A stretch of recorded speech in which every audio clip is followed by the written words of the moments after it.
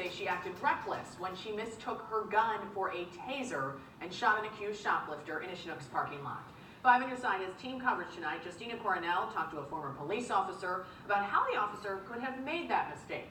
But we begin with Marian Martinez to break down the charges that officer is facing. Mike, that police officer faces charges of second-degree assault, a felony. The St. Louis County prosecuting attorney says this case is different from other officer-involved shootings.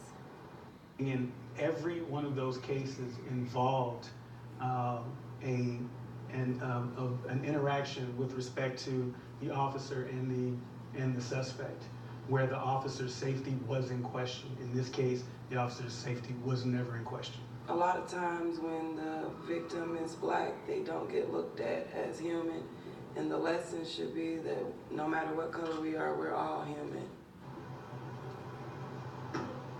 The family of Ashley Hall, the woman who was shot, says she is in the hospital in serious condition. Hall is accused of shoplifting from a Ladue Schnucks last week. Ladue police officer Julia Cruz tried to arrest Hall, who was running away in the parking lot. Wesley Bell says Cruz yelled taser, but then pulled out her gun. Cruz's lawyer says his client is devastated by what happened and that it was an accident. He says the charge of second-degree assault is excessive. I mean, this woman didn't deserve a shot for this. I mean, there's nobody would even insinuate that was the case. This is not one of these circumstances where an officer shot somebody and is now trying to justify and say, oh, I was afraid or I was in fear. That's not what happened here. Now, Officer Cruz has already posted bail and has been released. Live in Clayton, Marianne Martinez, 5 on your side. Weapon confusion. That's what the Ladue officer's lawyer says happened in that parking lot. So how are officers trained to make sure that they do use the right device? Justina Coronel continues our team coverage in Ladue. That attorney says that this shooting was an accident and weapon confusion happens quite often.